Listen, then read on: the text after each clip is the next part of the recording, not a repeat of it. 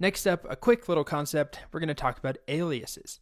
When we print out or when we select data, we're not always printing it out, but when we're selecting data, we can rename a column to make it shorter or easier to understand. So it's not the same as renaming the column forever, it's just in our output result. For example, maybe I don't like working with cat ID. It's kind of a stupid name. I should just call it ID. Well, I can simplify my results by renaming or giving an alias to that column using the as keyword. Again, this is temporary only for this query. And my results would look like this: ID instead of cat ID. So let me show you. Let's do a select cat ID and name from cats. There we are. Cat underscore ID. You can see it technically is case insensitive because it should be lowercase. That's the way the column is named. But MySQL didn't care.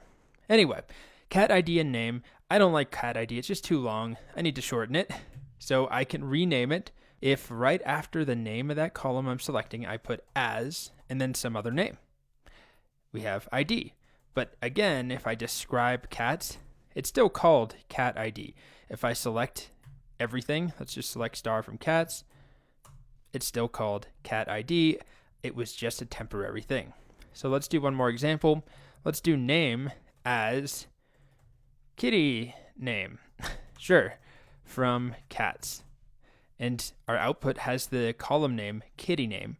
But of course, the values here are from the original name column. So this isn't just about renaming a column when you print it out. When we get into fancier things like joining data together or writing fancy select queries that are really complicated, we might have some resulting data that doesn't really have a name. We use the as keyword to give it a meaningful name. But for now, the way I've introduced it is in a pretty limited use case. We would rename a column to make it shorter or easier to understand, but it doesn't help us that much yet.